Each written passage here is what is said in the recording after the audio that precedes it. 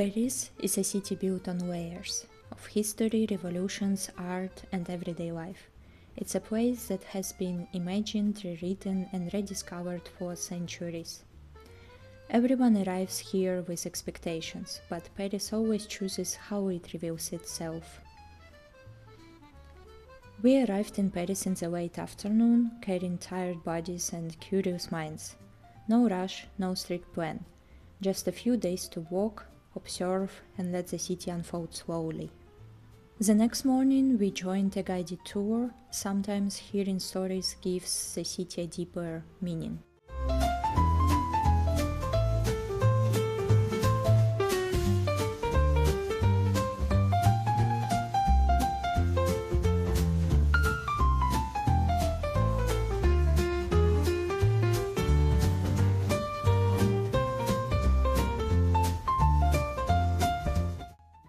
Later, we visited Père Lachaise cemetery, the largest and one of the most famous cemeteries in Paris. Opened in the early 19th century, it feels more like a quiet park than a place of mourning. Writers, artists, musicians and singers rest here, names that shaped culture far beyond France.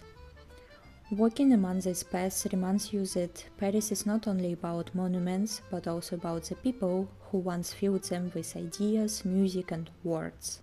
Saturday was dedicated to the heart of Paris. The Louvre stands quietly powerful, even from the outside. Once a medieval fortress, later a royal palace, and now one of the world's most famous museums, it reflects centuries of political power, art and transformation.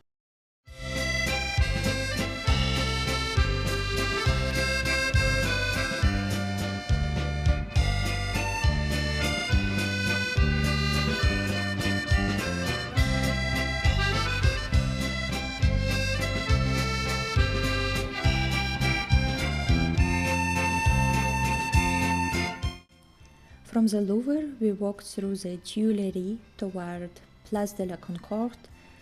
Paris here feels open, grand and perfectly balanced, a result of the 19th century urban planning designed to create order, light and impressive perspectives. Evenings in Paris don't need much. Good food, warm light and time to simply sit and observe.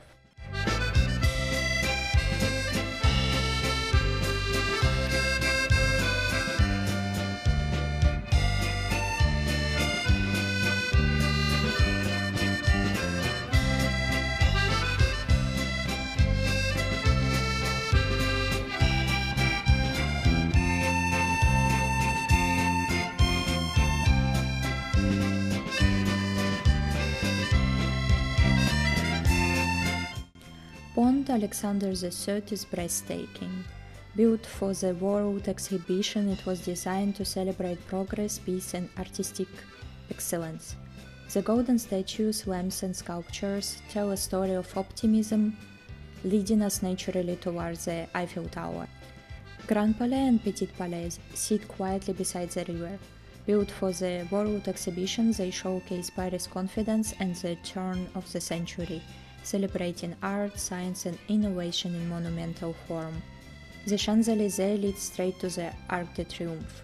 Commissioned by Napoleon to honor his armies, the arc stands as a monument to victory, loss and national memory, a symbol of scale, history and constant movement. And then the Eiffel Tower. Originally built for the 1889 World's Fair and once heavily criticized, it has become the most recognizable symbol of Paris. Calm, glowing and quietly magical, it reminds us how bold ideas can slowly turn into beloved icons. Sometimes seeing things from the outside is more than enough. Notre Dame stands strong, even in silence. For more than 800 years, this cathedral has watched Paris change, through coronations, revolutions and moments of tragedy. Les Invalides stands proud and calm. Originally built as a hospital and home for war veterans, it now holds centuries of military history, another reminder of Paris' many layers. We saved Montmartre for the morning. In daylight it feels gentle, artistic and full of character, a neighborhood shaped by artists, writers, and free spirits searching for inspiration.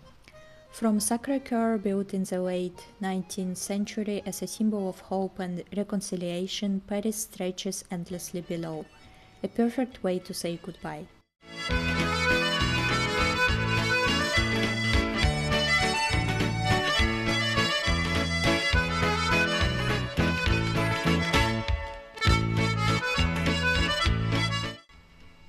This trip wasn't about entering every monument, it was about walking, observing, and feeling the city. And Paris, you did not disappoint.